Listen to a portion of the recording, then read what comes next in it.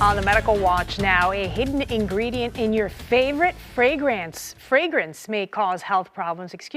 Dr. Brian Helfand is a urologic oncologist from Endeavor Health. He joins us now to explain the risk. Hello to you. Good afternoon. How are you? Great, great. Thanks for joining us.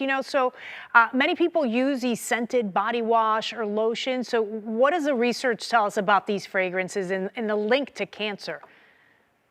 Yeah, we all like to smell good, and certainly, we always think that's a good thing, and things that are attractive qualities actually to many of us.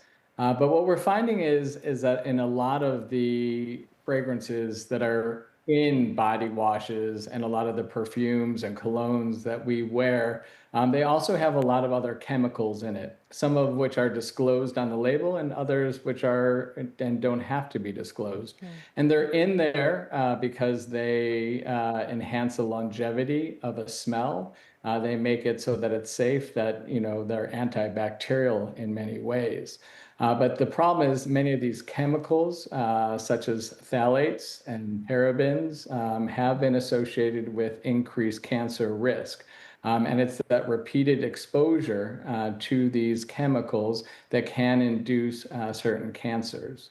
And those cancers can be caused directly by those chemicals themselves through direct toxicity, or they can actually influence hormone levels and other various normal functions in our body. So interesting. So I want you to explain to us these specific chemicals. Which ones are there, like the top three culprits, right? The top three things that we should be looking out for in, like, let's say a shampoo bottle or a body wash. What are the things that we should look out for?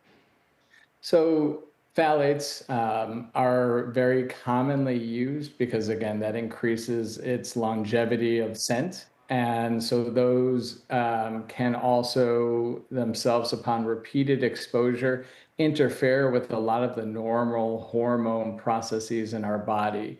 And a lot of those hormones can be associated with things like breast cancer or prostate cancer. So some correlation between repeated exposure between phthalates, and that has been shown. But other chemicals, parabens or formaldehyde, are commonly used, but also can influence those same type of carcinogenic pathways. You see some of those chemicals in like everyday shampoo that you buy at the drugstore. So people probably run into them in their everyday lives, right? I want to talk to you about what is an individual supposed to do if, let's say, they've been using these chemicals or these products for decades. I think the initial reaction would be to panic, but you would tell them what? Don't panic. But again, this is certainly something that's very common in most of the products that we use. But there are ways that we can modify our behaviors, right? So if we know that there's repeated risk, then avoiding some of that risk or limiting that can be helpful. As an example, you can buy products that are fragrance free, or you can minimize the use of fragrance containing products over time.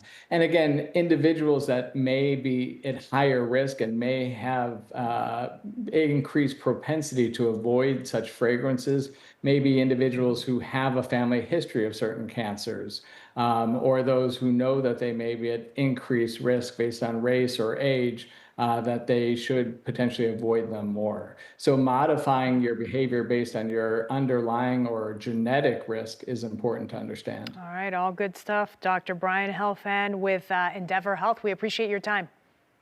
Thank you. Okay.